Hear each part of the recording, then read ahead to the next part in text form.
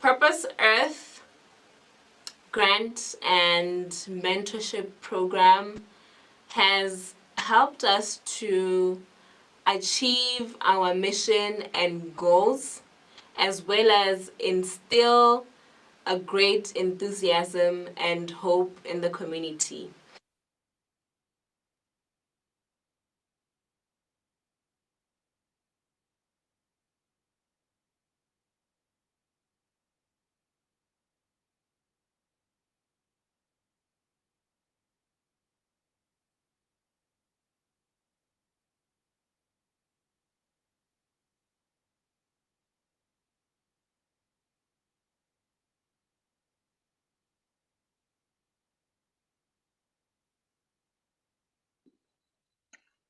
Welcome, everyone.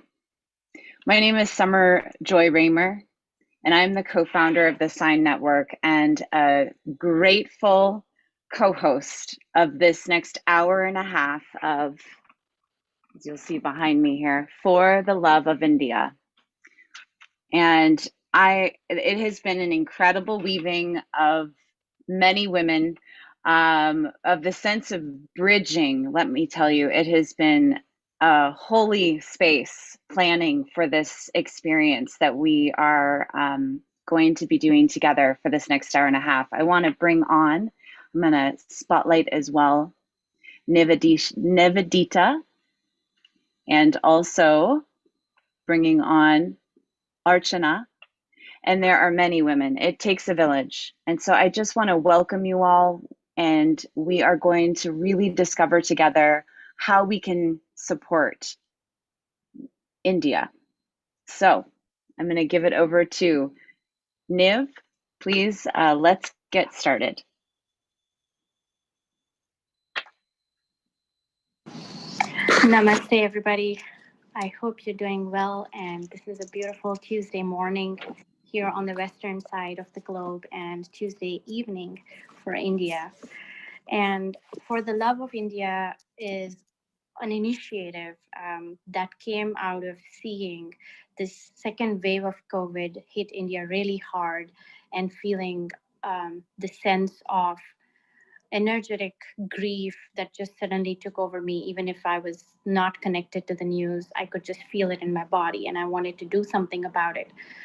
And when I reached out to my dear sisters, one of them, including Summer, she and a bunch of us came together. What started as a space holding for what was happening became into a bigger sisterhood.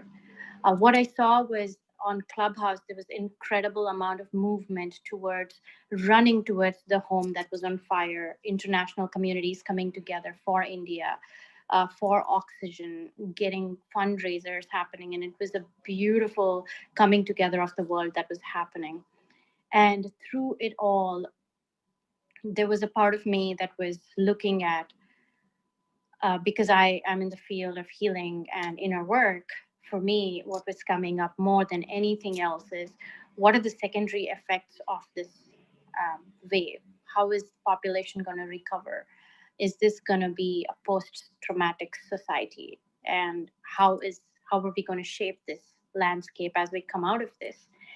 And in discussing those things with my tribe and my sisters and my whole community, For the Love of India was born with the mission to have long-term ongoing support for India, especially for the most vulnerable communities, because there was a lot of help going to India, right? In this moment, everybody in the world is coming together and moving towards helping India. At the same time, there are vulnerable and hard to reach parts of India, and these can fall through the cracks when the help arrives. And that's where my mind and my heart was getting tugged and pulled into. So the decision I made was to find grassroots organizations that have this fire in the belly to really do a lot of groundwork, because COVID has also brought the country together like never before, and it has activated humanity and everybody to the next level. And it has definitely accelerated our ascension as a planet and as a species. So in finding in that knowing, I knew that there is partners whom I can partner with on a consistent ongoing basis, who have this mission of serving the most neglected, marginalized folks. And as the universe would have it, as soon as the intention was set, I was brought together to meet Shenshen, who then introduced me to the wonderful Archana. And it was almost like I manifested exactly the kind of person I was looking to work with.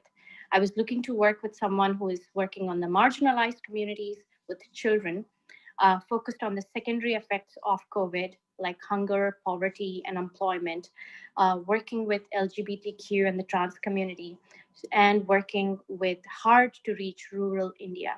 And it's amazing when you ask for something and the universe checks all the boxes and puts it in a beautiful gift box and hands it over. And I met Archana, who's doing an amazing amount of work there. So Archana, welcome to the World Unity Week stage here, my dear. For the Love of India is very, very, very happy to partner with you on this first event, which is going to be a part of ongoing events and fundraising for India. Welcome. And Archana, where are you joining us from? Tell us how it is there. So I'm in Mumbai, India right now. And yeah. And before you go into the COVID details, I would love for us to, I'm sorry to break your flow there. I would love for us to uh, just anoint this space and make it really holy, because there's another sister I met on Clubhouse whom I want to bring to Zoom, and she is a present to you guys. Her voice is ethereal, her presence is angelic, and she is a portal to healing itself. And that is Radhika Vicaria. And she is here with us on Clubhouse. And even though she had a very tight schedule, she's made time for us to bring her heart to the space and anoint the space and make it more holy. So, Radhika, please unmute and give us a darshan of your voice and anoint us, please. Hello, Nivedita, and everybody. Can you hear me? Yes. Good. Thank you for having me at this event and for World Unity Week. I will do a small piece on Ganesh, who is always a blessing to us all. Ganesh removes our obstacles, gives us the ability to tap into our inner wisdom, gives us the strength to move through any challenges with a strength and lightness. And then I will do a small piece on Shiva.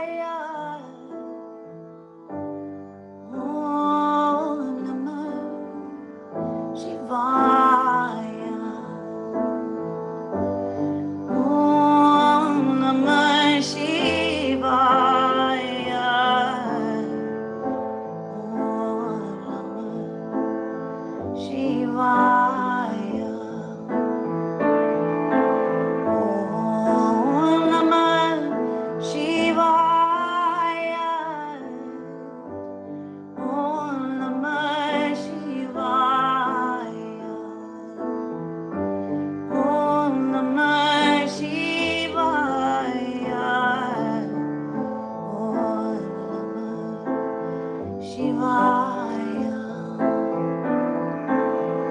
Shivaya Namayo, Shivaya Namayo, Shivaya Namayo,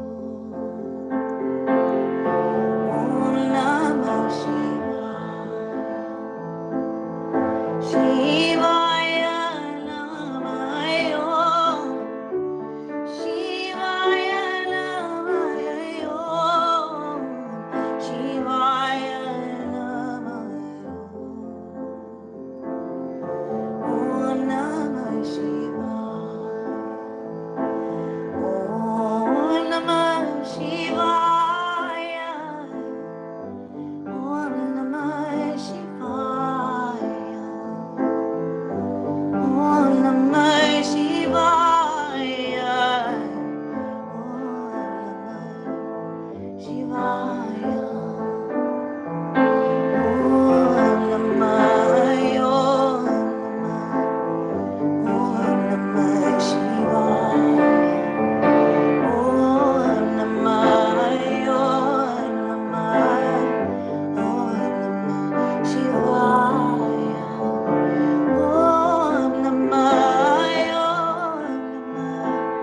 Om Namah Shivaya, Om Namah, Om Namah Shivaya, Om Namah Shivaya, Om Namah Shivaya, Om Namah Shivaya, Om Namah Shivaya, Om Namah Shivaya, Om Namah Shivaya.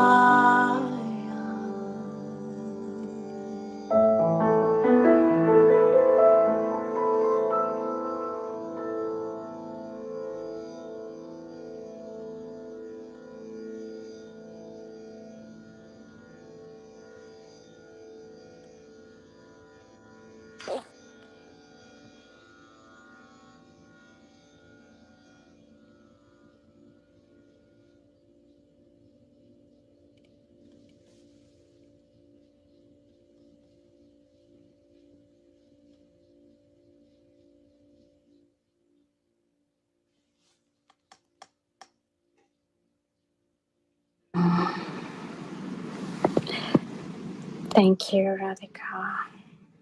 Thank you for taking us on this beautiful journey to sacred sounds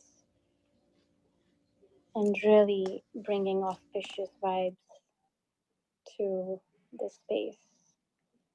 Um, Feel free if you want to talk about anything here. We'd love to hear, but if it's a silent space, that's fine too.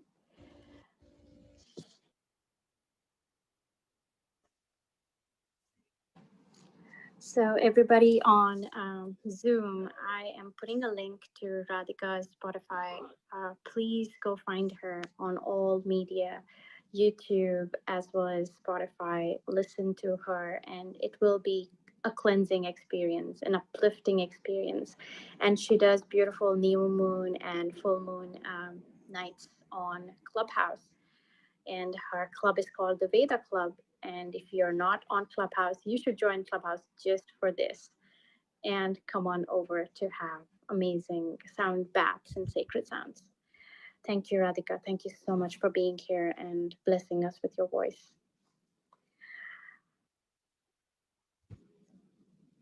I would love to bring Sister Archana on here. Again, she's joining us from Mumbai, and it's 11 p.m. and she's wide awake because she's always there for some or the other purposes that are coming to her and asking for help, and she is doing a lot of things on the ground, And Archana, thank you for making it here. Thank you for spending this evening of your precious time with us.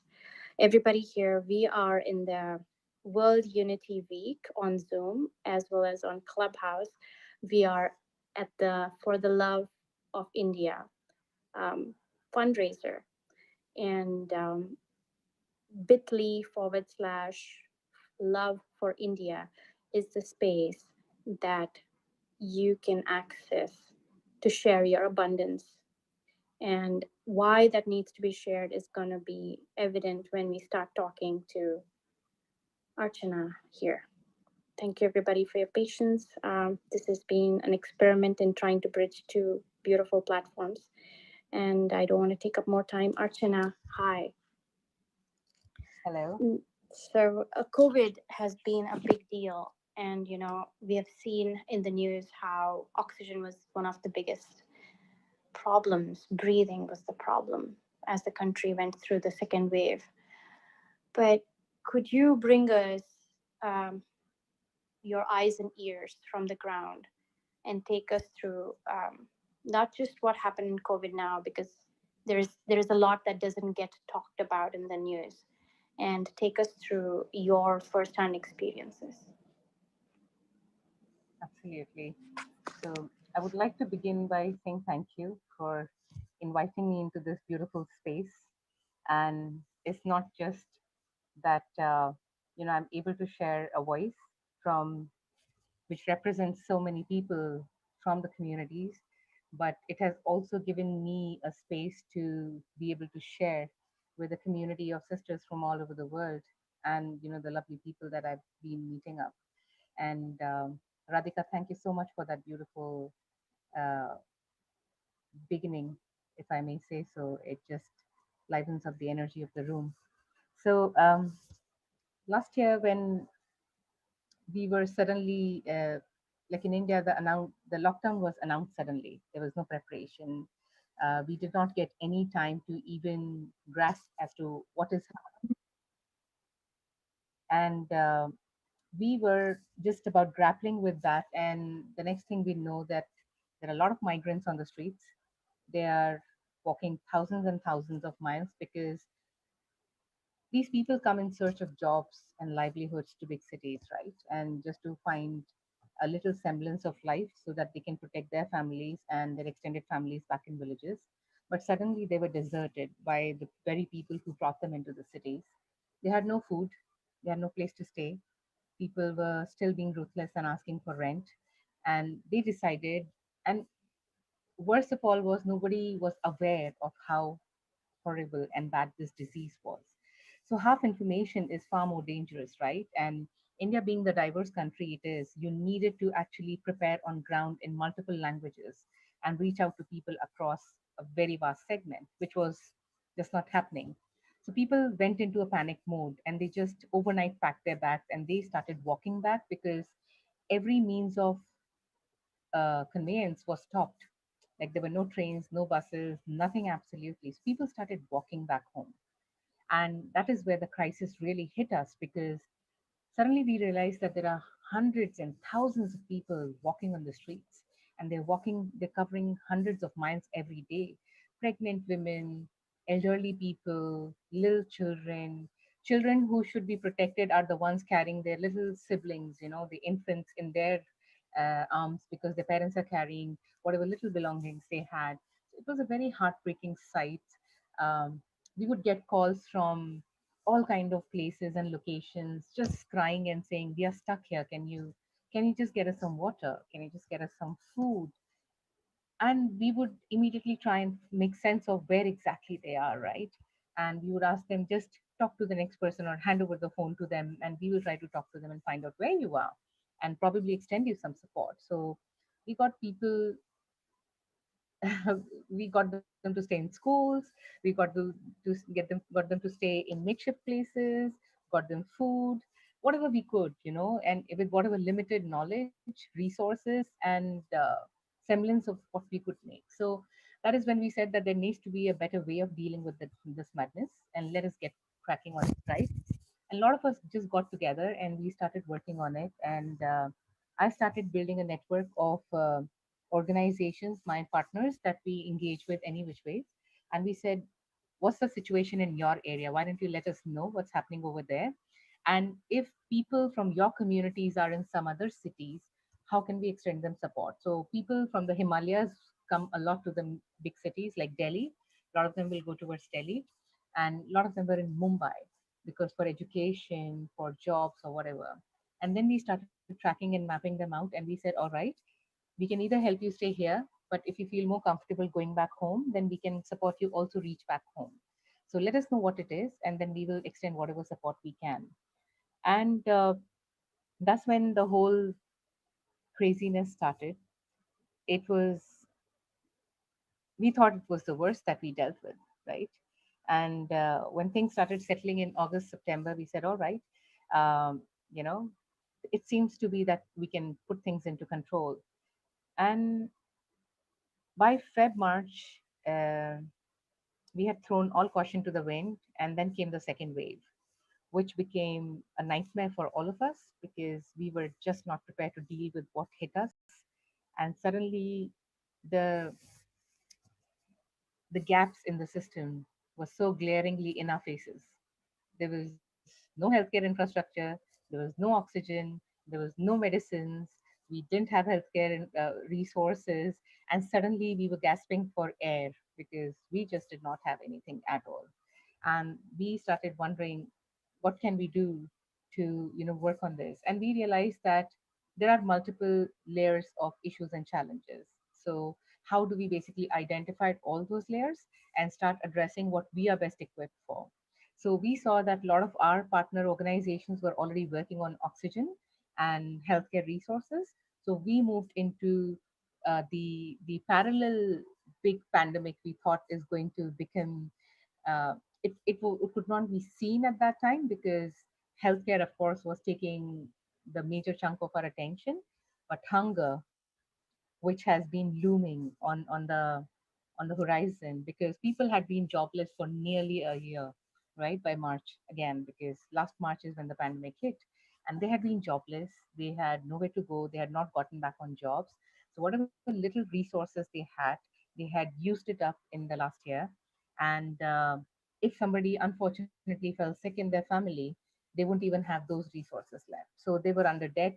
They sold whatever possessions they had, and now everybody was crouching for food all over again.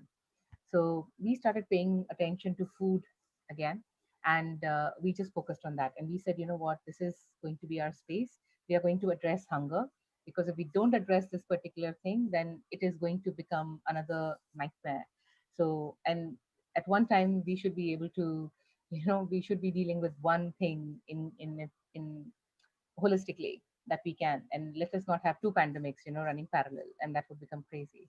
So we started again getting back in touch with our partner organizations, mapping data, and we identified the communities which we thought were the most vulnerable and who were just falling through the cracks, and who were not being paid attention to. So looking at the transgender community, or the Himalayan and the hill communities, or the indigenous tribes and the artisans community. And these people had been struggling for the last year, and we thought, what is it that we can do in the coming year, right? So looking at the whole thing, we thought the first phase was crazy. I think the second phase just beat the first phase into saying basically showing how ugly it can get, how worse it can get. And there were multiple challenges, but we all have been navigating our ways through that. But that is the background of everything, and that is a situation right now where we stand. There is a lot of support that has come at institutional level. Google has granted around $125 million to India to set up 80 oxygen plants across all the vulnerable states. That is happening. There are a lot of oxygen concentrators which have entered India now, and it is being distributed across. And there is a beautiful network and self organization that the civil society has done when it comes to healthcare infrastructure and how it is being deployed and how more infrastructure is being created. And food is where we want to focus on, because we feel that is going to be uh, a very, very, very big issue and very big challenge in the coming months. And with monsoons already here, uh, it is going to get even more difficult to even take food across to multiple regions. So that's where we are, and that's what we would like to focus on. Thank you, Archana, for summarizing what is actually a saga going on there in such a small amount of time. What I would love to know is more about Sutradhar. Sutradhar is the social venture that you founded, and I would love to know more about what is social venture and how Sutradhar is uniquely positioned to help in this situation, and understand that a little bit. Okay, so that's great. Not so a lot of time people mistake us to be an NGO, and What's an unfortunately, NGO? non-government organization.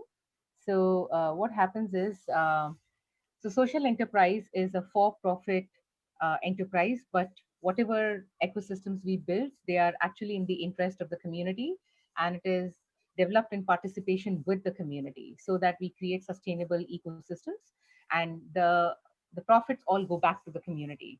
But it sustains everybody. We are not constantly chasing institutions for money, but we are creating our own money, and we are building our own ecosystems, which are based on the foundation or the dreams that the community has, right? So we work on the most essential collective dreams of the communities, and we manifest it with the abundance within the community, because we believe everything that a community needs, skills, talent, resources, actually exists within the community.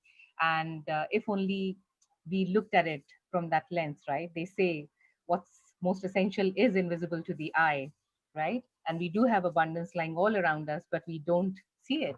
So our job as a Sutradhar, so Sutradhar is a Sanskrit word which means a facilitator, a connector, a storyteller, right? So we are the bridge between two links, or we basically connect the dots. That's what a Sutradhar's purpose is. In literal sense, it means a thread. Sutra means a thread, and dhar means a holder or bearer. So a thread that holds all the elements together. And we believe that each person is a version of a sutradhar. They everybody is equipped with some magical skill to connect two dots, to bridge a become the link between two points. And that is what our intention and purpose is, for people to see the magic within themselves and to become a version of sutradhar. So that is what we are working on, to say that how do we empower an entire community or the world to just say and that I can do something about this, right? And I don't really need to depend on an organization or a government or a large institution for funding to make this happen. So we try to create the magic from within the community. The leadership emerges from the community, and the community then takes charge of their own projects and initiatives and move further on that. Wow, that is amazing. And the reason I'm saying that's amazing is, for those of you who don't know the kind of work I do, I work with the feminine energy. And I'm here to uplift the feminine energy of the world and amplify that. So, this is a very, very natural resonance with what Archana is saying, is the fact that we are rebuilding, we're nourishing, we are going at this for the longer term, and we are going together. And there is that, to me, is a very feminine essence of how we can heal what's happening here.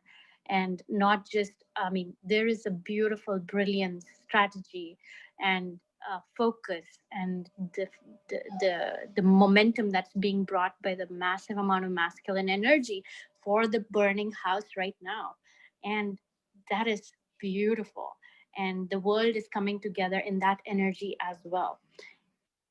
And together with the long term approach, the deep, and bringing in the depth of going to these far off places, not just giving them something for a day, but enabling them and empowering them to sustain it on a longer term basis, and looking at them as potential, like human potential, a self healing community, a self healing population, and enabling and starting off that, like the fire starter of that. And it's it's just amazing. The work you're doing is amazing, and that's what attracted me to Sutradhar, to be such a natural partner for the goddess Qualia to for the love of India. And what I would love to know is, um, with this unique place that you get to be in social venture, do you partner with other nonprofits?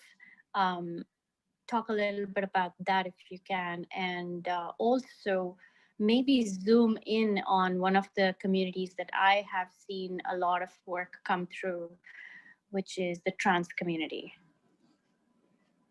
Absolutely. So the way we absolutely work is through a collaborative process.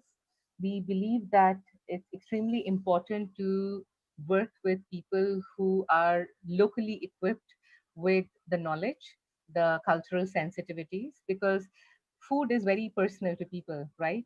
It is one thing to, you know, to provide somebody food for survival. It is another thing to be mindful and sensitive about what you offer them. Like, it can't be about what I choose to give and say that, oh, be happy with whatever I'm giving you because at least you're getting food. It's not about that, right? If I am offering something, an abundance that I'm sharing with people and community, we would like them to receive it with joy and happiness, right? Because it suits their cultural sensitivity and mindfulness and everything. And India is a diverse country with so much of, like, so many diverse cultures across different corners, right? So we always identify a grassroots organization which is run by a local person from that particular region who speaks the language, understands the cultural sensitivity, and we partner with them after much due diligence, right? And we try and understand that at least our value ecosystems have to resonate very deeply with each other. At the end of the day, working with somebody is very different from working for somebody, right? You have to engage and include people in the whole process of growing together. Just because you feel you are entering a space does not create an imbalance of power. That's not our intention, to create imbalance of power when we enter a community. We go with humility and say that we are here to offer this. Would you like us to, share whatever we bring to you? And it's a question always. And when the community invites us in is when we step in. And that is what our entire intention is. So we work collaboratively with local communities very, very deeply. We have institutional partners at a larger scale, but those are also social organizations because the value ecosystem needs to really very deeply resonate with what we do. And the intention has to be just right, so that is extremely important.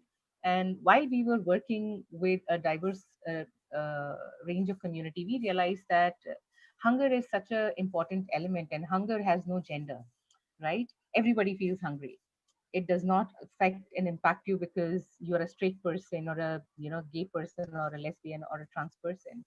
Now, the transgender community in our country was extremely impacted. In fact, apparently, we were the first ones to even make that call last year.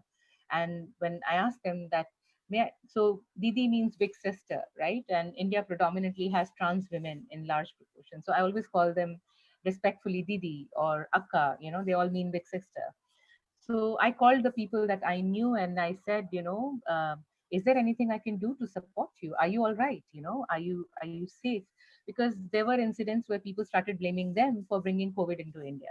I don't know how that happens, but that is how we start thinking, right? We need somebody to blame. So we blame a community which is marginalized, which is already struggling and suffering.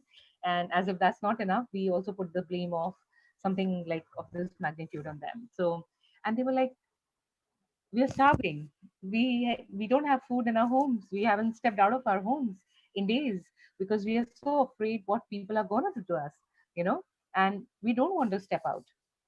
This is the only way for us to survive. So the transgender community in India survives hand to mouth on day to day, asking for alms, begging, or sex work. Or, there is this tradition of giving blessing because ironically in my country, while we do consider them to be sacred beings and we seek their blessings, at the same time, we do not want to be seen besides them or include them in anything that we do. So it's a very ridiculous situation we are in, but we are in that, right? And the transgenders are a very unique community because when we spoke to the migrant workers and we supported whatever, we extended whatever support we could, the one thing they said was that if I have to die, I want to die between loved ones, my family, at least I would be, cremated respectfully. And whatever little we all have in the village, we will all share. But the trans person doesn't even have a family to go back to, because they have escaped the violence of their home when they were little. They've escaped into cities, right? So they are already into a transition phase. And here in a city, they're trying to find a livelihood for themselves, survive hand to mouth every day. And then, even if they want to escape the city, where the hell do they go? Because there is no safe space for them. So they have to be here, and they have to be, surviving on that. So we got working with them very, very deeply. We engaged with them in 16 states, across 16 states across India. And we took food wherever we could, hygiene products, food, essential medicines, nutrition, whatever, because a large percentile of them are also HIV positive. So lack of food is one thing, but not even getting nutrition can actually bring their immunities down further, and they can be they're very susceptible to getting any disease, right? So these are all the things that we had to be mindful about, as to how do we prioritize within the trans community. We had to prioritize, and then we had to work, right? And besides that, then we also had two other communities that we very, very deeply supported: the trans Himalayan and the hill communities. Because if you know Himalayas, if you've been to India and have been into Himalayas, we don't have the kind of infrastructure where vehicles can go everywhere within the Himalayas. Beyond a point, you cannot take a vehicle. And there are villages deep in the mountains, and people had to walk 2 days just to reach us to pick up the bag of food that we had arranged for them. So everywhere we were giving 2 week ration, and we said, for the mountain communities, we have to make an exception, and we need to give them more so that they don't have to make this trip every 15 days, right? So they came, all of them came, they picked up a bag that we had created of 30 kgs, approximately 50, 60, 65 pounds, and they took it on their back, and they all walked back the same day. So they must have walked like hours to reach us from where our vehicle was with all the food materials, and they walked back the same day, because they said, we are okay with the hours, but my children have not eaten, so I need to take the food back to them. So that is more important, and I'm okay to walk those extra hours. So the mountain communities became very, very essential to our entire work and campaign. And the third was the indigenous tribes and artisans community. Now, considering all my work is based on the foundation of indigenous wisdom and ancestral knowledge, that was a community which is extremely dear to our heart. It's there in the Himalayas, but it is also there in other regions and everything, right? And we started getting calls from the artisans, because the tribal traditional artisans had not had any support from the government, though the government is supposed to protect them and provide them with food and everything, right? So I think the government was also grappling with what to address first: healthcare or food or trauma or death. What do you deal with first? And we said, all right, so whatever we can do. So we got in touch with this particular community called Behrupiya community in Rajasthan, and they are like impersonators. So they will don the role of a character, and they will entertain you. They'll suddenly pop up in front of you, and you'll be startled, and then they will start making jokes and engage you in the conversation. Extremely interactive. There are 2,000 families of that particular community who were in the most miserable shape and condition, who had not seen food for 3 months. And it was crazy, because they kept selling off their belongings one after the other. So we immediately reached out to some organizations, art platforms, and artist communities, and they helped us raise some amount of money, and we could immediately extend support to around 100 families. Now we have mapped 2,000 families, and we are going to be taking food across to them. So these are the three communities that we have been primarily working with on hunger. And like I said, hunger has no caste, it has no religion, it has no gender. Everybody feels hungry, and everybody who needs food should have a right to receive it. So that is the work we are doing in communities. Oh, wow. Yeah, the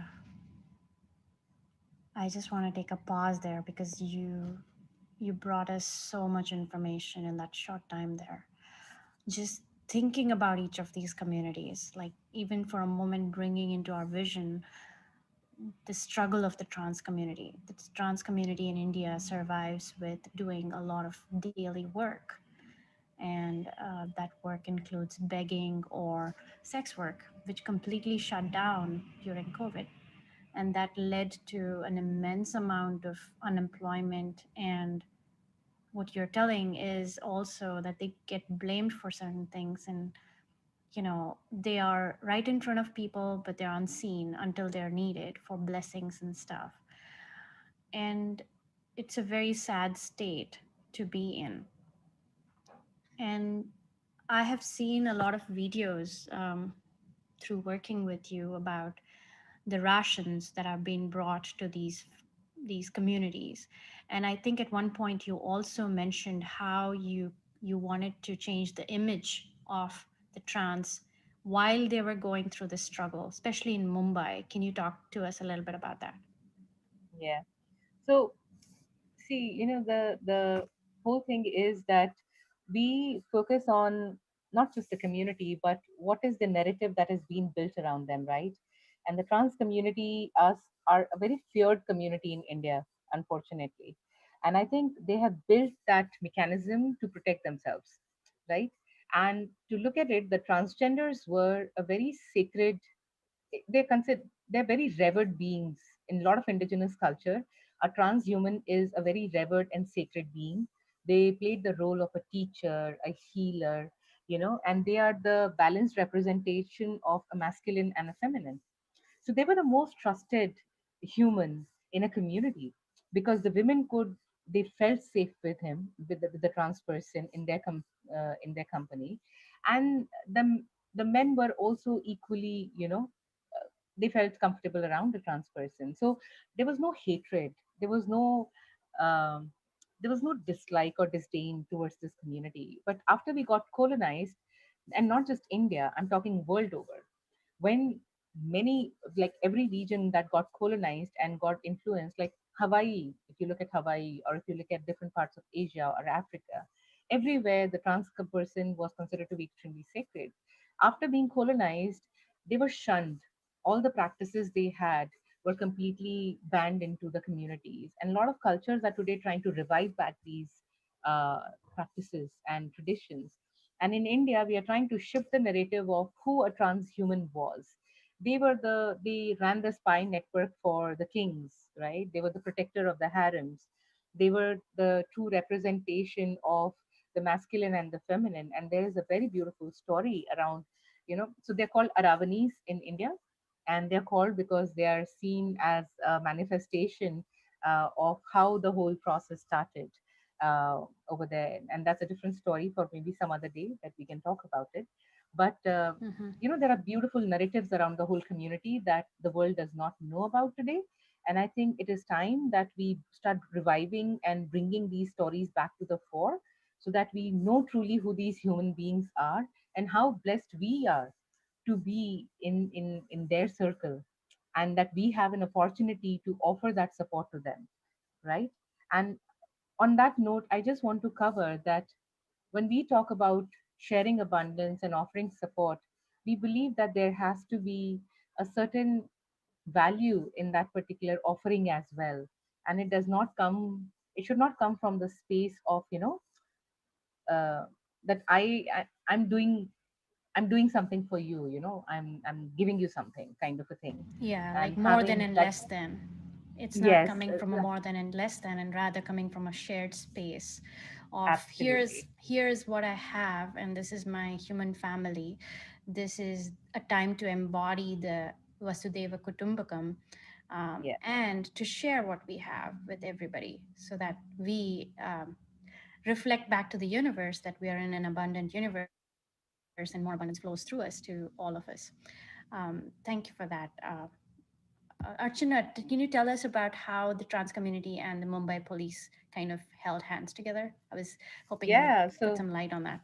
yeah, so it was very interesting that when we went about distributing food, and they said, you know what, we are going to offer our support. And I'm like, all right, what are you going to do?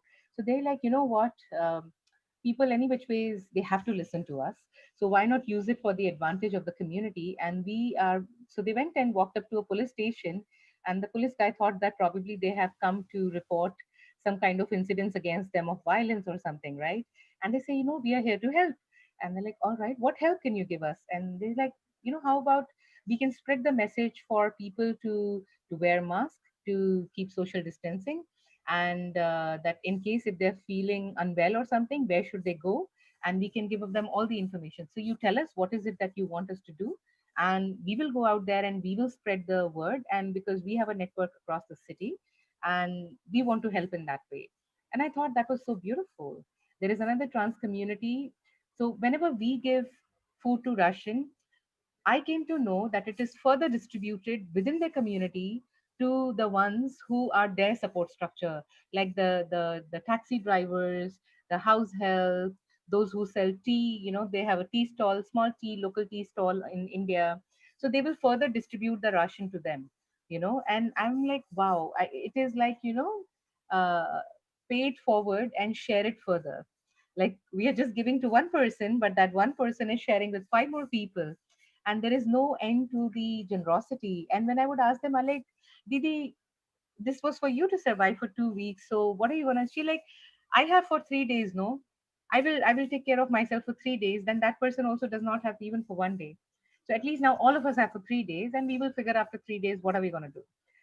I like, that's awesome. I like, you should have just told me that they also need, and I could have. She like, really? I like, of course. They're a part of your community, so I'm not gonna differentiate.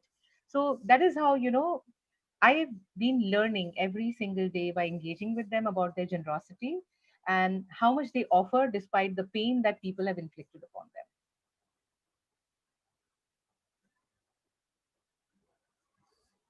them. It is like they're taking the whole village to you. Absolutely. Sorry, wrong mic. um, it is a beautiful way. They're leading with example, and I think this is why I'm so passionate about the work you do. It's going so much deeper into all the communities that you support, and it's so in tune. Like, I think you briefly mentioned, we probably need to sit in another fireside chat with you to understand the values that you talked about that are embedded into Sutradhar's value system, which come from the indigenous worlds around the world, and how much work you've done with them going to Brazil and stuff. So with that, I would just like to pause here and see if everybody knows that there is a place where we are welcoming donations right now, and we are calling it Sharing Your Abundance. It's on the website. If you go to bit.ly/love for India, it'll take you to my website, where there's a link to donate to Sutradhar, that is the social venture that Archana is a founder of, and she's talking about that. So, with that, I would love for you all to just check in with her here. If you have any questions, we will open the forums one by one, maybe first on Zoom and then on Clubhouse if you have any questions for her. But before we do that, can everybody acknowledge, like we can see the link, it's on the chat, um, on Zoom, and on Clubhouse, my bio has a link to the funding page. So with that, I would love to see if anybody wants to come up here, or anybody on the stage has any questions for Archana, and you can have the mic. So I just wanted to quickly cover one bit before we get into the Mm-hmm. question. I know Jyoti has been putting his hand up, so I'm gonna just take a minute. We realized that while we are addressing hunger in communities, we wanted to take a little more to the children of these communities, right? And we said, what can we do? How can we take a little joy in the box to these kids, and get them engaged, because we wanted to really pull them out of the abyss of trauma and depression, because children are going through a very, very tough time right now, with not being able to move out of their homes, no school, can't meet friends, and watching a lot of people vanish, being taken away by death. So we created a box of happiness, which has these very interesting elements of nutrition with fun, but at the same time, it has things like a drawing book, activity book, toys, educational toys donated by one another NGO very generously. And we also have a bunch of 12 envelopes where every week they can send us the drawings that they make, which represents their community, their culture, any story they want to share. Because of the language diversity, we said, tell us the story through your drawings, right? So they will send it to us and we will share it with other children in a different part of the country and the world. And so that we can create this circle of exchange. So it is like a pen pal, but more through art, a story being reflected through art or something to that effect. So we are trying to reach out to 10 million children through this initiative. And we are trying to reach out to children in marginal, special needs children, children who are HIV positive, because there are a lot of children who are born with it, and unfortunately, they're still not supported. Children who are rescued from railway tracks, who are sold into trafficking. So we have created a body of network of around 30 organizations which work very deeply with children on multiple issues, and they are our first go-to, first line of uh, people we want to really go to. So we are really looking at it, and at the same time, we are also trying to see how do we mobilize the children and youth network around the world to become a to engage in this beautiful sharing the abundance, right? And where we can create this circle of empathy and compassion that comes out even of a 10-year-old and says that maybe I can contribute 1 week's pocket money because this box costs 500 rupees only, and 10 probably $8 in US, and €6 and £5, right? It's nothing, but it's a 1 day coffee, a mug of coffee, but it's a nutrition and with imagination like activity for 3 months for a child in India. So we are hoping that that is something that can go around the world. We want children to mobilize support for other children, and that should have a life of its own, and adults should not at all interfere with it, so that it will, be joyful and the sharing can be there. So just wanted to quickly bring that to everybody's awareness. Thank you. Happy to answer questions. So let's start with the questions on Zoom. And I see Vegan Jyoti has a question. He has his hand up. Anybody, if you have a comment or anything to say about what was discussed so far, what's resonating with you, what you're loving about it, feel free to raise your hand on Zoom and we will just move to you after that. Thank you so much, Archana. It was very inspiring to hear you. And my life has been changed, dramatically improved by my role model, Milo Runkle. He's part of the gay community, and he founded this organization called the Mercy for Animals. And they are leaders in promoting compassion, not only for us humans, but also for the animals. And I come from India, and it really pains me that India is the world's largest exporter of beef and leather, thanks to the dairy industry or the culture of consuming animal products. And COVID, which we are talking about, is a zoonotic disease. It's jumped from animals in captivity to humans. So I would like your advice and your insight as to how India, the land of ahimsa or non-violence, can come back to the roots of promoting plant-based food and food which promotes compassion and health. So would love your insight and would love to collaborate, and really inspired by your work. Thank you. Thank you so much, Jyoti. I just want to say that see, India is a very diverse country, right? And um, I was recently approached to basically run a campaign because milk, what you define as milk, can only be coming out of animals, and almond-based milk, what is being narrated as that, cannot be called a milk. So there is some kind of a petition going on in India right now, because the biggest milk producer, Amul, is actually going behind those who want to provide milk alternatives in India, right? And I'm looking at how to bring in a balance. That said, I just want to also bring to your notice that yes, while a lot of us can choose plant-based uh, diet or food for options and everything, and I think there is a massive shift happening.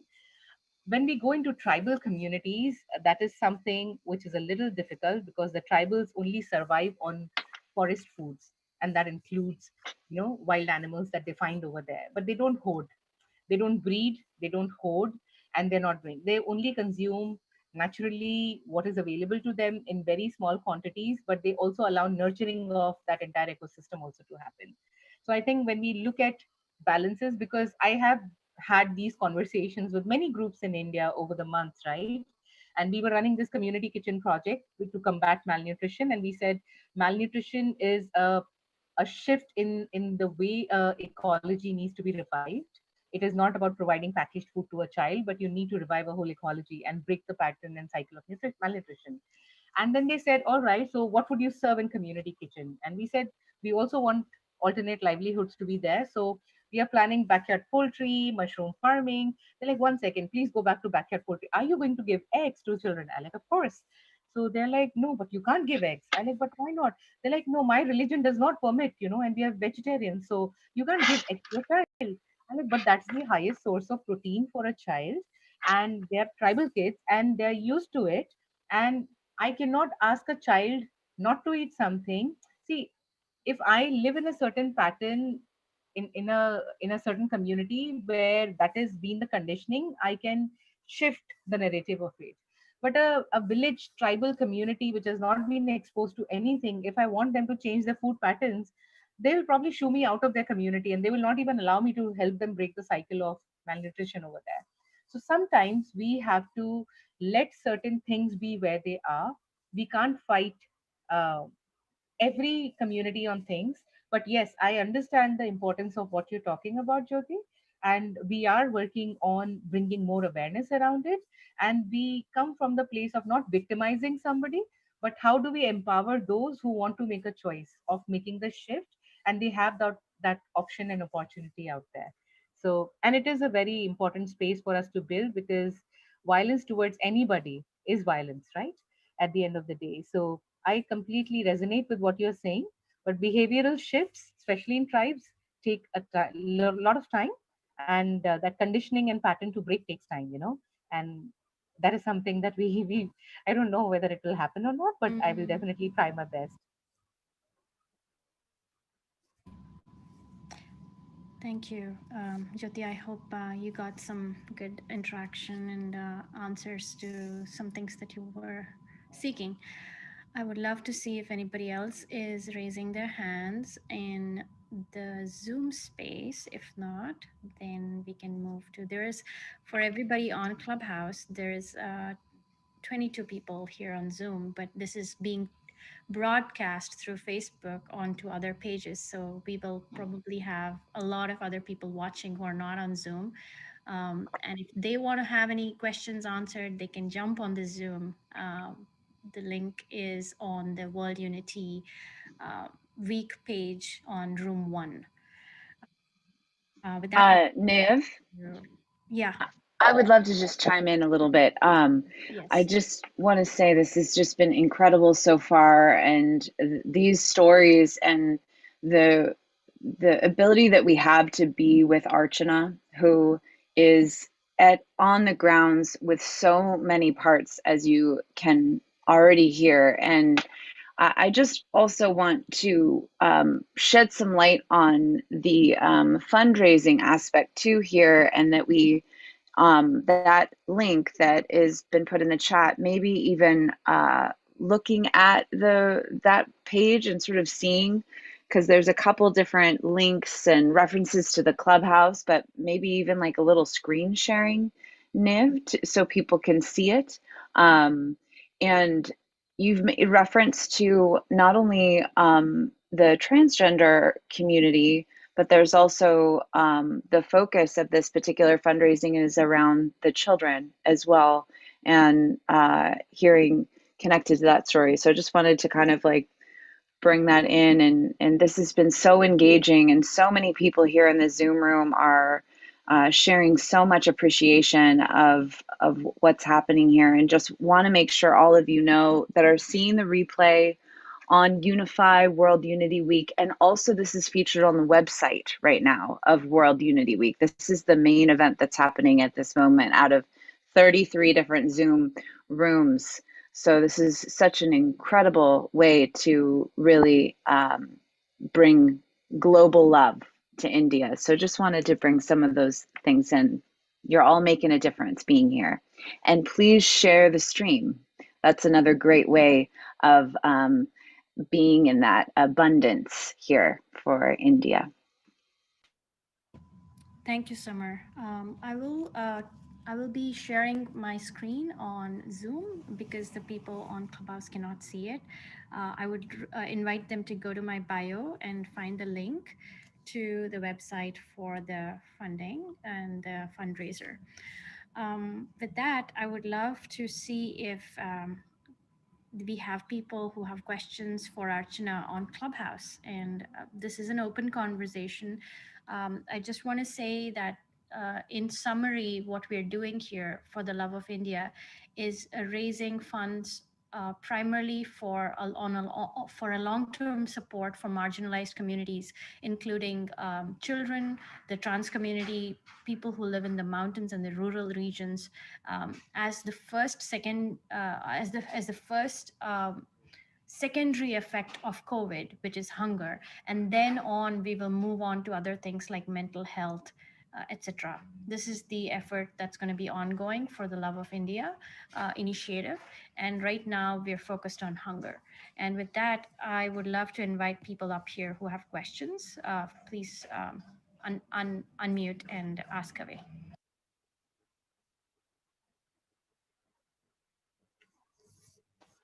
Hi, Archana, it's Sue speaking.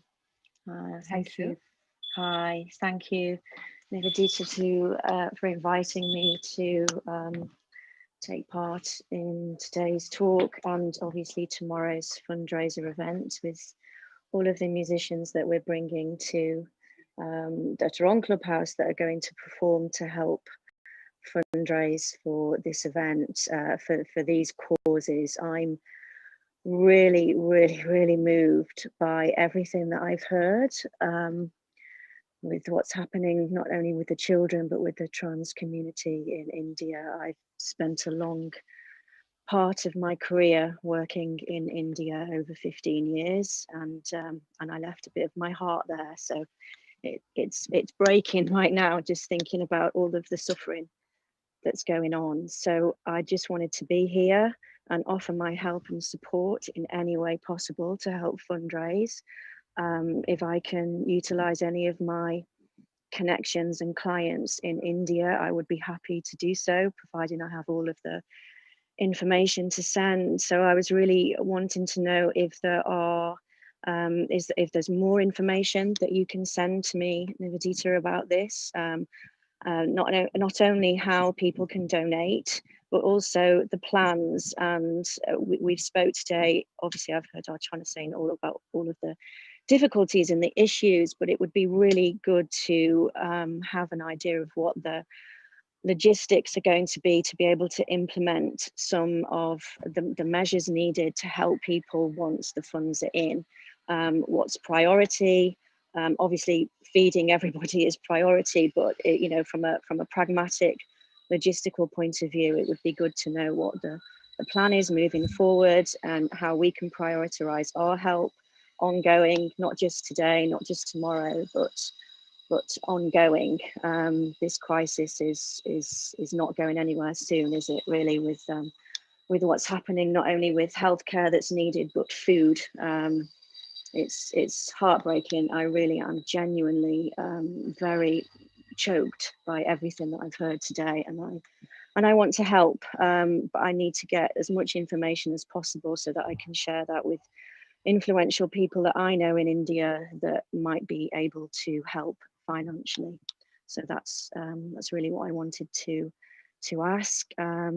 If somebody can send me that information, then I would be happy to be a lot more proactive than just bringing musicians to the fundraiser event tomorrow, which is what I was initially asked to come and help with. So if there's anything more that I can do other than tomorrow, then please just let me know, Nivedita. Thank you. Thank you, Sue. That is so beautiful. Thank you for your generosity and your heart. And for everybody here on Clubhouse and Zoom, this is a two-part event. So today was more what we call the feel event, which is feeling into the stories on the ground. And tomorrow we are going to have the heal event, which is bringing musicians from around the world in a healing concert. And the fundraising continues between today and tomorrow. I want to welcome all of you back tomorrow. If you follow the Himalayan Soul Club, the event is on that space.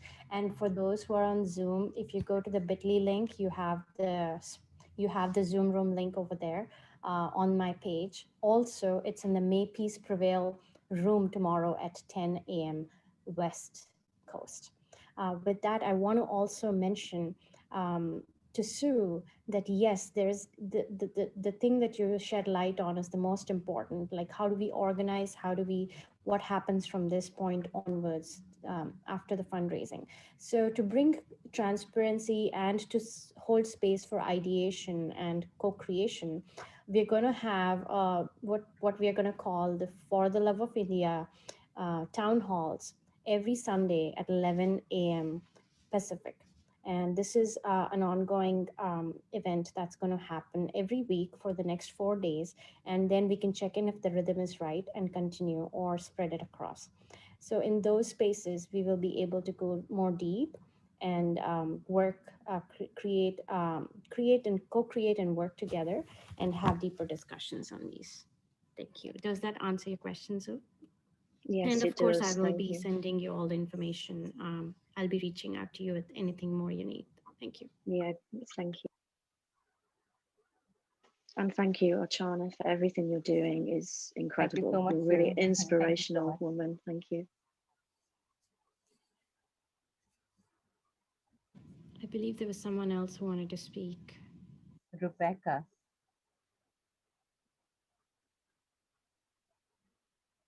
Rebecca, can you bring your camera back on if you'd still like to speak?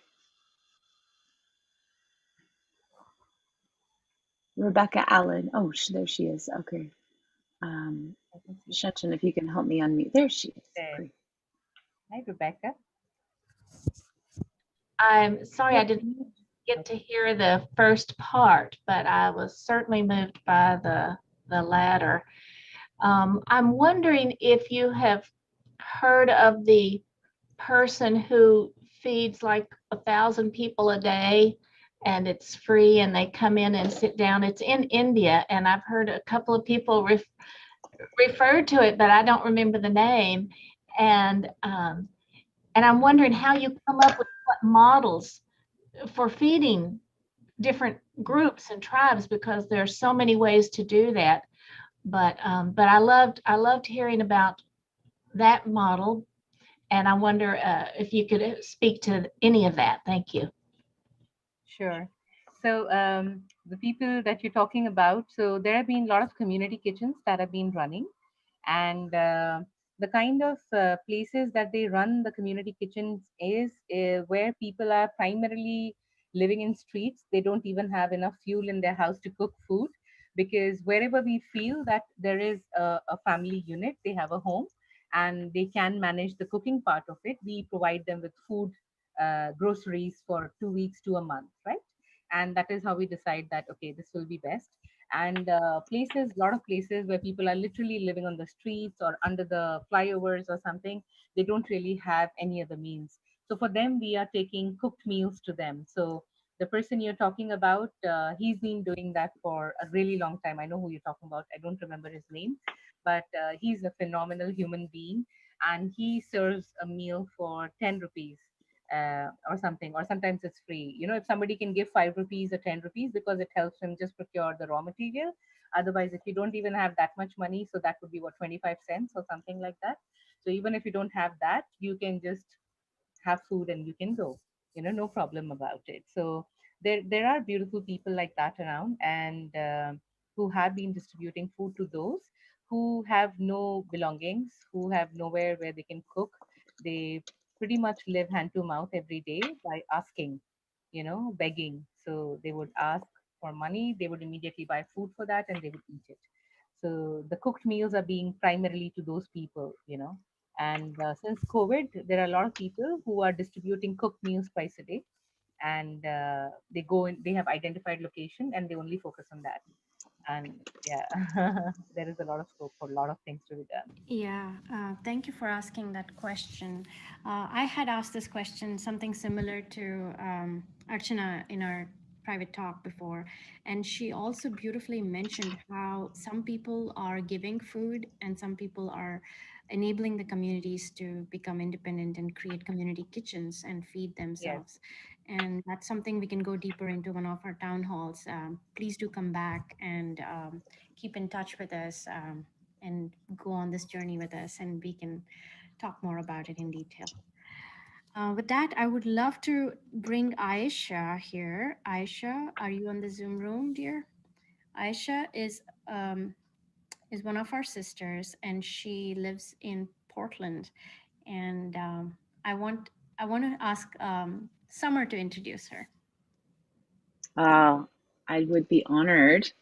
Ayesha, I don't see you yet. Are you here? Where are you? I trust that she will be spotlighted here. Ayesha comes from how I met her is through another really special project that the Sign Network supports. We're going to need to sorry, there's a little logistics connection. We only are allowed to spotlight one at a time. Thank you. And Ayesha, you will be spotlighted in just a moment. I do another really incredible project around bridging the racial divides, focused on really empowering the Black community. And it's been a project going on for about a year, monthly live stream. And Ayesha has been very involved in that project and found out about what we're doing for the love of India, which really started with Niv as just this call and longing to serve. And so it's just been this incredible unraveling of women, really, this behind the scenes here, and this organic magnet to serve and support. And Ayesha just, as soon as I met her, I just loved her. I could feel her soul, and we've been in a lot of healing conversations around racial divides, and that is obviously a part of this conversation too, is the racial divide gaps that are happening in the US, and obviously how that is impacting India. She just opened her heart, wants to serve. She's a nurse that cares and has brought a lot of that context in. So Ayesha, please join this conversation. How amazing is this? We're here. Yes, we are. We're we finally made it. here. Yeah. Hi, everybody. I first want to acknowledge Archana and Nev for everything and welcoming me into this beautiful group of women that started this. For me, and I know I've spoken with this in some of the Zoom conversations we've had. This has been such a heart pulling for me because as a nurse working on COVID units, it's been hard enough seeing it from the States, and I cannot imagine the vast difference coming from another country that's resources are much different. And I've also tried to challenge my community, my Black community, to look beyond our fight with racism and equality and everything that we're dealing with in this country, and be a blessing to other people while we're still struggling. And I want to challenge anybody to do that. We are in especially those here in the States, we are in a place where we are blessed. We're dealing with numbers, but we are blessed. What Archana is describing is something that none of us can imagine. We've all dealt with different tragedies, absolutely, but this is a devastating thing. And for me, it was also a heart pulling, and I had to step in. And so my place in this is to bring in my community of doctors, nurses, medical people that I also know are on this call, and also psychologists, Dr. Quinlan Strong, who's also on this call, to not only support Archana and Niv with their work here, but to support the medical community in India, even if it's just to listen. But we want to be support as well. and donate, share, offer resources. Some of us are looking to travel over to India to also help as well. So I just want to extend a thank you to the medical people that are on this call or streaming. And we are also going to all be on town hall meetings so that we can continue to support everyone that's involved in this process with India and trying to help.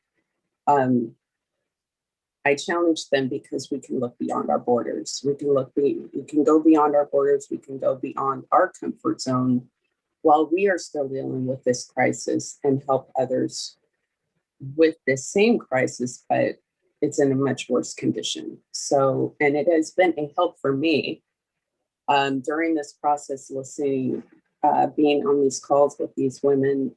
They've become family to me and have helped me in my own struggles. So I don't want to, I told Niv and Archana and Summer, Becky as well, and Chin. I don't want to take the position as a nurse and just wait for government to step in. I don't want to assume that someone else is going to do it. We are the people. Our power is within us, and we should be the ones that are stepping forward. Some of us have medical backgrounds, some of us have agricultural backgrounds, some of us have so many different things to offer. If we can collectively just come together and do this, we are doing more and doing things right now to help people versus waiting on someone else to do it. So with that, I know even during the chat, there's a nurse also involved or that I met during the chat here that's also on this call who wants to join in this effort as well. And I want to thank you for that. So I look forward to everything that we're going to be doing. And please know that hospitals and doctors and medical people are here, and we're reaching out to the state of Washington. We're going to start going towards California and try to reach out as many people as we can to come and help. Thank you, Aisha. I know that everything you mentioned here, I know how much you've been feeling into this space from day one with us. And yeah, it is true that we don't have simple luxuries of, if we get medical advice as to isolate yourself, have 6 feet of distance, and wash your hands and cover your face with a mask. Those seem very simple and doable in a place like the United States. In a home where there are 5 to 6 people living in a small 10 by 10 area, you can't maintain 6 feet of distance. They cook and they sleep and they study and do everything at one place, and that's a lot of rural India is like that. A lot of population is like that still, and that's when the challenges become more activated for us. Is how do we serve these communities differently? How do we brainstorm and bring solutions as doctors, as nurses, as how can we prevent panic from happening? How do we prevent hospitals from getting overcrowded? What can we do from here that is in line with the Indian medical, we honor the medical system there and the rules and the law. And so again, this is a very co-creative, collaborative space that's going to open up with on an ongoing basis. And I know Aisha is also representing a lot of medical community that she is in touch with, who are very eager to collaborate and bring their presence in many ways to this cause. And there was someone else I got introduced to through Prerna, who's in this room, who's just left for now. Her name was Nisha Thapar, and she's also a nurse practitioner, and she was joining us. And there's some synergy that's going to happen because I found out about a bunch of doctors in the West helping some folks in Nepal, and they have some kind of a telemedicine model established. And I got this news recently, so I wanted to bring that to you and go deeper with that, Aisha. as we go on this journey together. And thank you for bringing your points of view here. And this is not just secondary causes, non-medical stuff. So we will be going into how we can bring um, a lot of different kinds of help together. Thank you. And one question I had for Aisha is, do we have any doctors who are with you in the room that you are in, or in the Zoom room on this call? I think they are streaming. I know um, there was some hospital emergencies that kind of shifted the plan to have everybody here in one conference room. So I know that they are streaming and joining via Zoom. We did see a couple pop in and pop out. I just wanted to acknowledge their presence and thank them because they are here. They are here, and they will be rewatching this. We also I'm going to be sending the stream across the email with a lot of the other stuff, so that everybody, it's going to be a collective thing. I would like to see not just doctors, nurses, nurse practitioners, hospital workers, anybody. Everybody has a place in this crisis. Everybody has a place, and we can do this. Yeah, we totally. just have to come Thanks, together. Aisha, for leaning in so beautifully. And I know you've also been leaning in for self-care for me and Archana, so thank you for that. I want to bring us all back to why we're here. We are raising funds for Archana's Sutradhaar here. And the link to the fundraising page is bit.ly/love for India. And if you feel called to share your abundance today, kindly do so. And also, we are inviting you to go on this journey with us because we are human potential. Our presence can be very powerful. Our ideas, our energy, our time matters. And the way we heal this world together can come in different forms. So if you're interested to go on this journey, there is a space that you can connect with me on Instagram. You can just DM me on Instagram. You can also go to my website, which is Nivedita Deshpande, and there's a contact form. If you click on contact, and you can leave a note for me and say you're interested to go on this journey. And if you need any other information, I can talk about it right now if you want to raise your hand and come up here as to what's going to be happening.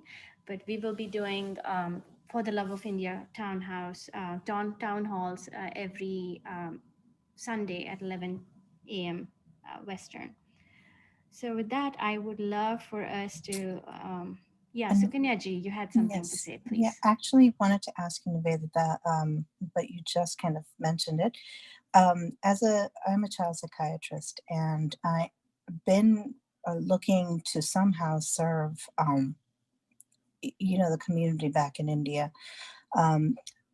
On the mental health front, especially with children, they don't have a voice of their own. Children anywhere, there are no lobbies lobbying for them. And so how can I be of help? And should I just DM you, or can you tell me how I can join? Yeah, so this is very much in the wheelhouse of the initiative here, which is to provide healing and mental health support on an ongoing basis. So I would love to host a room with you and me and Archana, and we can brainstorm a little bit more on this. Thank you, Sukanyaji. Thank you so much for offering that. No, thank you.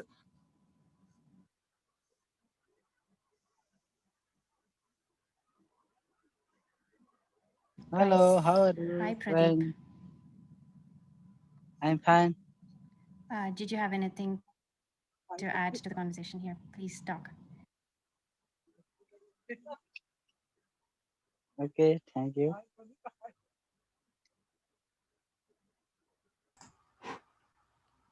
I see also a raised hand from Jyoti that we can go to. Nivedita? Yeah, Jyoti, kindly unmute.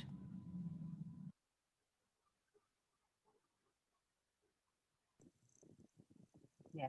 I just want to be I got it. cognizant Thank you. of time here. We Thank are you so going much. over time already, so let's keep our comments a little bit constrained so we can move into the next phase here. Thank you. Yeah, I just want to mention that I'm a nurse myself, and I'm collaborating with a couple of health professionals at our hospital over in India.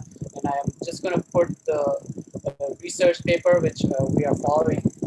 It's not a full-fledged, but the research paper prevents the docking of the COVID virus by using green tea and cacao. So I put that in the chat. So please share. Thank you so much. Namaste.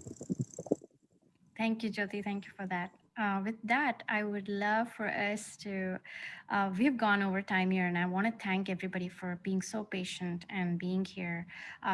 The first thing I want to say is tomorrow we are having a beautiful healing music concert coming together. It's going to be at the Himalayan Soul Club. This room also started in the Himalayan Soul Club, but because we were not able to get a lot of people who are not in the club to come and join, we opened it up. But please do follow the Himalayan Soul Club so we can experience amazing musicians coming together tomorrow and weaving some magic together. With that, I would love for us to start winding down. And, you know, we always start with prayers, and we always come back to the source and remembering what great power holds us and sustains us through all that we are going through here, no matter where we are. I would It's my honor to welcome Vishalji, who is Vishal Chaturvedi, right? And he is, again, from Mumbai. He's a filmmaker, and he also hosts the Hanuman Chalisa daily room in the Hanuman Chalisa Club on Clubhouse. And he's been doing this through the deep waters of COVID. You know, when we in India, when there's someone sick, or when someone is going through something painful, we recite the Hanuman Chalisa. It gives us courage and strength. And so this, what started as a way to cope with the eye of the storm, has now become a movement where many people just come together beautifully, sit and recite the Hanuman Chalisa over and over again. And we have now started reading the Sundarkand, which literally translates to a beautiful story, a beautiful saga. And I think I don't know if that's correct translation, but Sundar means beautiful, so I don't want to say mispronounce and missay something here. Um, that said, Vishalji, please welcome to the stage, and if you can take us through the Hanuman Chalisa. And one more thing before I say that is Vishal has developed a new rendition of the Hanuman Chalisa, which has become a wildfire favorite of everybody on Clubhouse who has heard it. And he was so generous as to ask me to start singing with him and join him in the first four couplets that are in the song. So Vishalji, I am kind of nervous to do that, but it will be an honor. So whenever you're ready, let's get that going. Thank you so much, Nivedita. And first of all, thank you and congratulations to everyone to successfully organize this all across the platforms. And I'll not take much time. I'll just tell a little bit about the Hanuman Chalisa concept. Uh, that Hanuman Chalisa is something with what we all, like Indians all across India, and probably people in Nepal, also in some part of other world, like Bangladesh and Bhutan. There must be millions of people who actually recite Hanuman Chalisa whenever they are in some sort of troubled times. And similarly, when the COVID second wave hit India, we know that how is how we are going to get over, how is all of this going to end. And such a serious situation, me being a doctor, as an ex-doctor, or I don't practice anymore, but a medical student, I saw my friends falling my seniors falling, my teachers falling, and a lot of relatives. So that middle of that pandemic, uh, I was not able to do much, and so I, with few people on Clubhouse, started this room and started praying every day. And yes, that's where this Hanuman Chalisa, which we are going to recite and sing, uh, has come from. And it's a pure emotion and dedication to Lord Hanuman, also dedicated to COVID patients and COVID warriors. So I'll start it, and Nivedita is going to uh, sing the initial few couplets.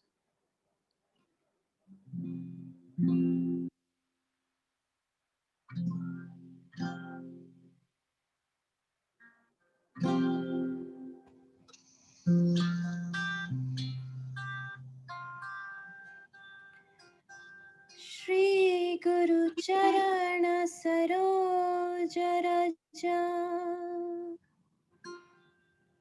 Nij Mana Mukura Sudhar Barano Raghuvara Vimala Jasu Jodayak Phalachar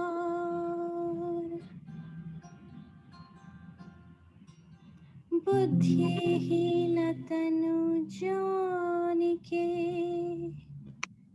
सुमिरो पवन कुमार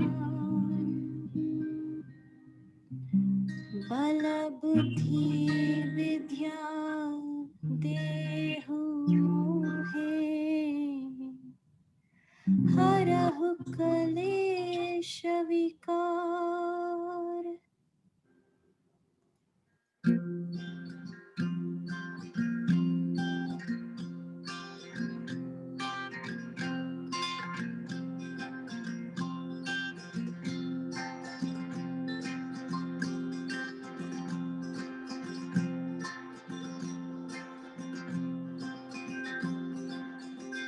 जय हनुमान ज्ञान गुण सागर,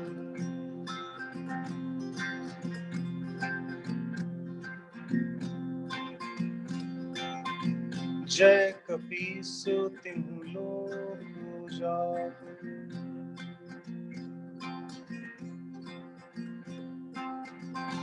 जय हनुमान ज्ञान गुण सागर, जय कपीस तिहु लोक उजागर। रामदूत अतुलित बल धामा, अंजनी पुत्र पवन सुत नामा।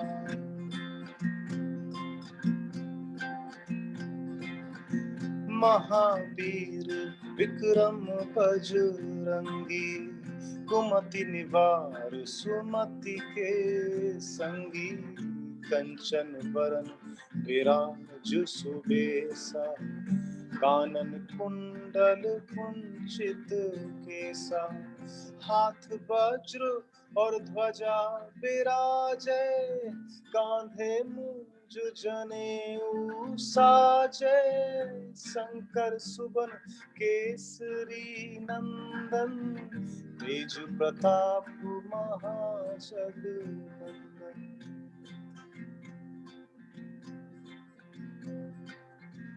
विद्यावान गुणी अति चातुर, राम काज करिबे को आतुर। प्रभु चरित्र सुनिबे को रसिया, राम लखन सीता मन बसिया।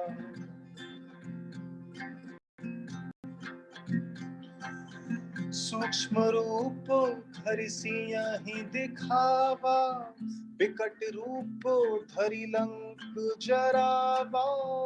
भीम रूप धरि असुर सहारे, रामचंद्र के काज सवारे।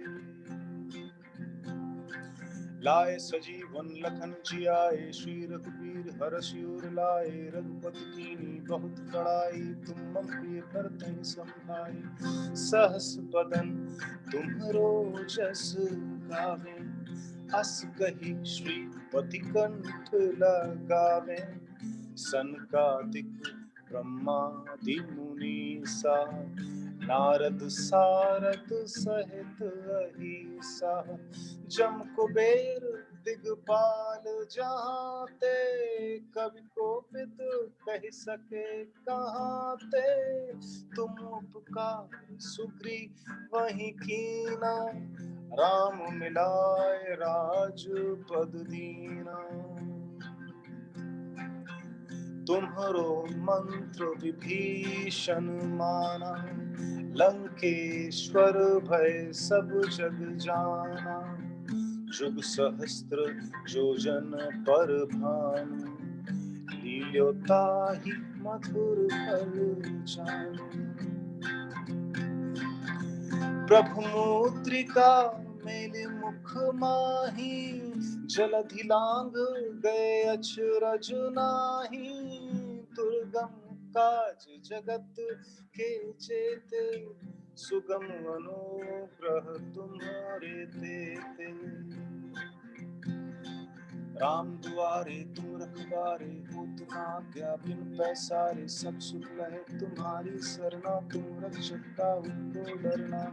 आपन तेज सम्हारो आपे, तीनों लोग हाँकते कांपे। भूत पिशाच निकट नहीं आवे, महावीर जब नाम सुनावे। नासै रोग हरे सब पीरा, जपत निरंतर हनुमत बीरा। संकट ते हनुमान छुड़ावे, मन क्रम वचन ध्यान जो लावे। सत्पर राम तपस्वी राजा, तिनके काज सकल तुम साझा। और मनोरथ जो कोई लावे, सोई अमित जीवन फल पावे। चारों जुग परताप तुम्हारा, है परसिद्ध जगत उजियारा। साधु संत के तुम रखवारे, असुर निकंदन राम दुलारे। अष्ट सिद्धि नवनिधि के दाता, असबर दीन जानकी माता। राम रसायन तुम्हारे पासा, सदा रहो रघुपति के दासा। तुमरे भजन राम को पावे, जन्म जन्म के दुख बिसरावे। अंत काल रघुबर जाई, जहाँ जन्म हरि भक्ति गाई। और देवता चित्त न धरहि, हनुमति से सर्व सुख करहि। संकट कटे मिटे सब पीरा, जो सुमिरै हनुमत बलबीरा। जय जय जय हनुमान गोसाई, कृपा करहु गुरुदेव की नाहि। जो सत बार पाठ करि कोई, छूटहि बंदी महासुख होई।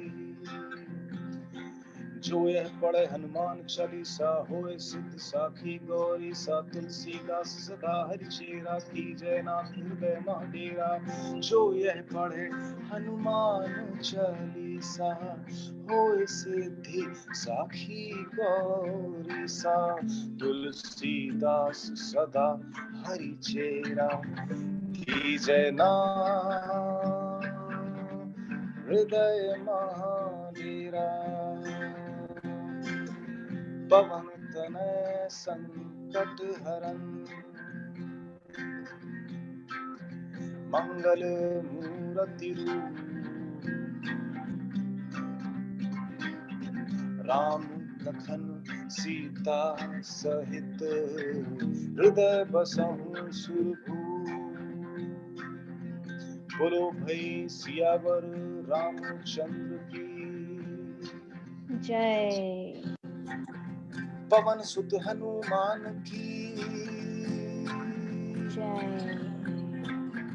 उमापति महादेव की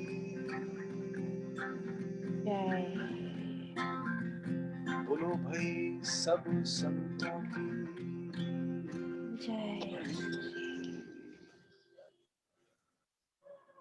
जय Shri Ram. Jai Shri Ram. Jai Shri Ram. Thank you guys. Over to Naveen. Beautiful. Wow. Wow. Who got deep? Can we just stay in that forever? If the answer is yes, then for the love of